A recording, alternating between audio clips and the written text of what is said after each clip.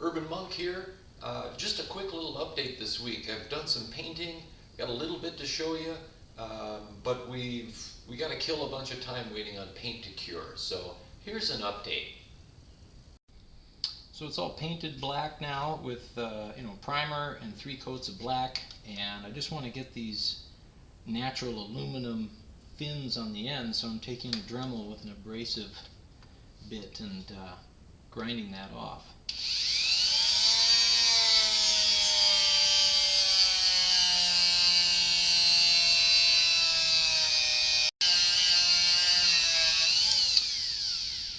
And the paint clogs up these little grinding wheels, but they're cheap and I just keep rotating them and replacing them. And I'll do just these side fins. Then we'll clear coat over that after I clean it up. There's dust all over here from all the sanding. So up early again, and want to do an unboxing, getting a little bit more professional here on Urban Monk TV. I've ordered up a continuous studio light that has a big reflector and should make it a little easier for you guys to see what I'm working on. So this is Photo Studio 400 watt continuous light. So I got a big bulb. We'll see what this does to my electric bill. I might have to have some kind of fundraising project for this site just to pay my electric bill. And nice case. This thing came really fast too. It was cheap.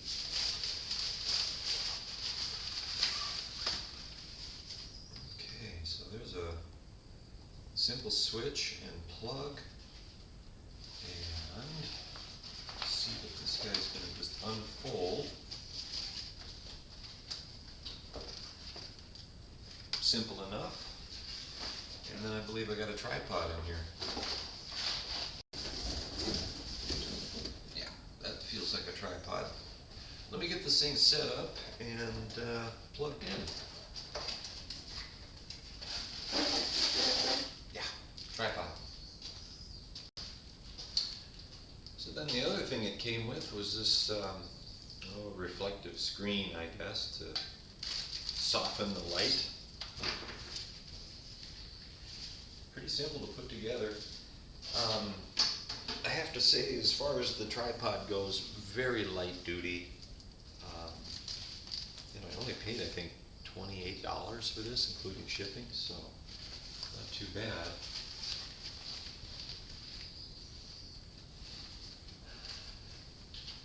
But for you musicians out there who buy a lot of stands, this feels like one of those $11.99 microphone stands you buy at, say, a Musician's Friend or something like that. Pretty flimsy, but it doesn't have a lot to hold up. Okay, so I've got it almost up toward the ceiling. Goes quite high. Let's see. Here's your new view. Oh yeah, that throws a bit of light.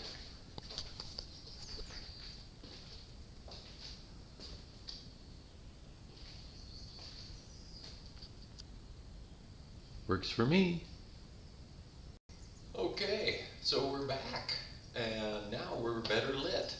I don't think that new studio light is going to use a lot of juice at all, electricity, because it's a compact fluorescent. It's a big one, but 400 watts of light, and I imagine it's probably only using maybe 50 or 60 actual watts of electricity. So, hey, nothing. Works good.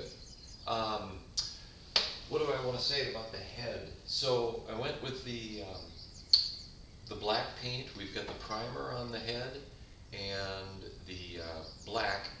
A gentleman named Ray mentioned on Instagram that he had used clear coat on his engine and that the clear coat had yellowed. And if you're following along on Instagram, and I encourage you to, you'll know that I went with the natural aluminum sides on the fins on these heads. And so I ground that off after painting, and my intention was to clear coat this now so that the finish is the same satin finish as the black on the cylinders. And this gentleman, Ray, said I used a clear coat and it yellowed once I warmed it up. Recommended against doing it, or at least cautioned against doing it. And we established which brand he used. He used a dupla color. I'm using VHT Flameproof, which is, this is the primer, but they're all, it's flameproof, and supposed to go 1,300 to 2,000 degrees Fahrenheit, which is 700 to almost 1,100 degrees Celsius. We're gonna see. I'm gonna go ahead and put the clear coat on because I want that finish to match. And as far as this head goes, only got that small area that's not black anyways.